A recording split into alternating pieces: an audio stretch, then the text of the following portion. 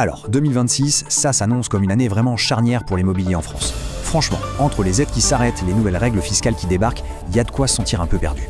On entend partout que MaPrimeRénov' est en pause, ok, mais ce qu'on dit moins, c'est que d'autres aides, elles, restent bien actives. On va voir aussi qu'un tout nouveau statut pour les bailleurs pourrait te faire économiser gros en impôts. Et puis il y a ce fameux DPE, le diagnostic de performance énergétique, dont le calcul va changer et potentiellement reclasser des millions de logements. Du coup, la grande question au milieu de tout ça, c'est est-ce qu'on doit s'inquiéter ou est-ce qu'il faut se préparer à sauter sur de nouvelles occasions? C'est vraiment la question. Risque ou opportunité? Est-ce qu'on voit ça comme des bâtons dans les roues ou comme des tremplins? Allez, on va décortiquer tout ça ensemble, point par point, pour voir ce qui attend les proprios et les investisseurs, et surtout comment on peut transformer ces défis en vrais avantages. Bon, on commence avec le sujet qui fâche un peu, celui qui inquiète pas mal de monde, la fameuse suspension de MaPrimeRénov'.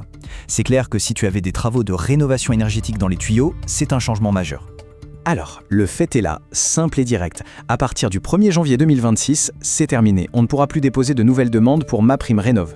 Et pourquoi donc? Tout simplement parce que le budget 2026 n'a pas été voté. Du coup, ça bloque tout. L'Agence nationale de l'habitat ne peut plus engager de nouveaux crédits. La position du gouvernement, elle est limpide. Le ministre du Logement l'a dit lui-même. Pas de budget, pas de guichet. C'est clair. Mais, attention, il y a une info absolument cruciale à retenir. Si ta demande a été déposée avant le 1er janvier 2026, pas de panique, elle sera bien traitée et les sous seront versés une fois que le budget sera validé. En fait, la suspension ne touche que les nouvelles demandes. Et ça, c'est un détail qui, crois-moi, change absolument tout si ton projet est déjà sur les rails. Alors, est-ce que ça veut dire que tout s'arrête, que c'est la fin des haricots pour la réno? Absolument pas. Et ça, c'est vraiment le point essentiel à comprendre. La pause de MaPrimeRénov', ça ne veut pas dire la fin de toutes les aides. Bien au contraire, il y a d'autres dispositifs qui sont toujours là, et tu vas voir, certains sont même plus intéressants parce qu'on peut les cumuler. Ok, alors qu'est-ce qui nous reste concrètement? Premièrement, tu as les CE, les certificats d'économie d'énergie. Ce sont ces primes que les fournisseurs d'énergie te versent. Deuxièmement, l'éco-prêt à taux zéro ou éco-PTZ.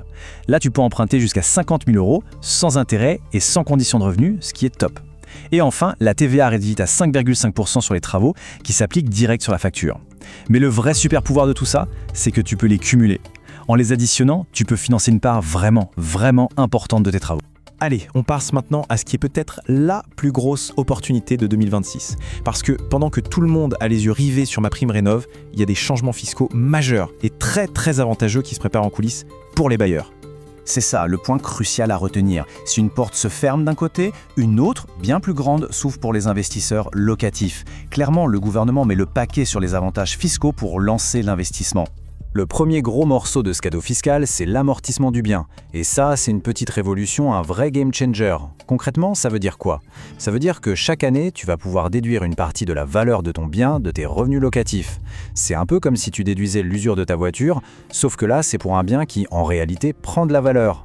Pour un bien neuf, ce sera 5% par an et pour un bien ancien, 4%.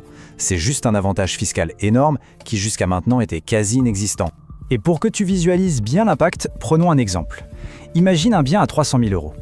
Eh bien, ce nouveau système d'amortissement peut représenter une économie d'impôt totale de 135 000 € sur 20 ans. Oui, tu as bien entendu, 135 000 €. C'est juste une somme colossale qui change complètement la donne sur la rentabilité de ton investissement. Deuxième bonne nouvelle, cette fois pour les petits bailleurs, le régime microfoncier, il est complètement boosté. Le plafond de revenus pour pouvoir en profiter, il double, il passe à 30 000 € par an. Et l'abattement, c'est-à-dire la part de tes revenus sur laquelle tu ne payes pas d'impôt, il bondit de 30 à 50%. C'est beaucoup plus simple et surtout beaucoup plus rentable. Et enfin, troisième pilier, le déficit foncier. Si tu prévois de gros travaux de rénovation, là, tu vas être content. Le montant maximum de déficit que tu peux déduire de ton revenu global chaque année, il est quasiment multiplié par 4. On passe de 10 700 € à 40 000 €. Autant dire que ça rend les gros chantiers de rénovation beaucoup plus faciles à digérer fiscalement. On continue avec les bonnes nouvelles, et celle-là, c'est vraiment la bonne surprise du chef pour des millions de propriétaires. On va parler du DPE, le fameux diagnostic de performance énergétique. Alors, qu'est-ce qui change exactement? En fait, c'est le mode de calcul du DPE qui est revu. Pour être précis, le coefficient de l'électricité est abaissé. Bon, ça peut paraître un peu technique dit comme ça, mais l'impact, lui, est énorme. Surtout pour tous les logements chauffés à l'électricité qui jusqu'à présent étaient vraiment pénalisés par l'ancien calcul. Et la conséquence, elle est spectaculaire. Le nombre de ce qu'on appelle les passoires énergétiques, donc les logements classés F et G, va être quasiment divisé par 2. On parle d'environ 450 000 logements qui vont sortir de cette catégorie sans dépenser un seul euro en travaux. C'est un simple changement de calcul. Un logement qui était F pourra passer E, un E pourra passer D, et hop, ça lève d'un coup les futures interdictions de location. Bon, avec tout ça en tête, il est temps de parler stratégie. Concrètement, on fait quoi? Comment on s'organise pour profiter de tout ça et surtout, quels sont les pièges à éviter absolument? Parce que oui, dans toute stratégie, il faut aussi anticiper les points un peu moins fun. Le principal point de vigilance pour 2026, il est fiscal. Le barème de l'impôt sur le revenu est gelé. Il ne suit pas l'inflation. Et résultat, environ 200 000 foyers qui ne payaient pas d'impôts vont devenir imposables. C'est un truc à vraiment prendre en compte dans ton budget.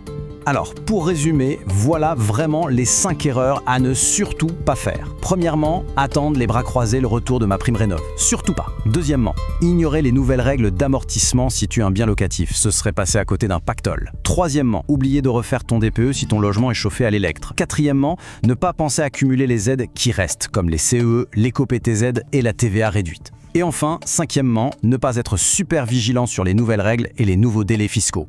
Tu l'as compris, 2026, ce n'est pas une année qu'il faut subir, mais vraiment une année à préparer, à anticiper.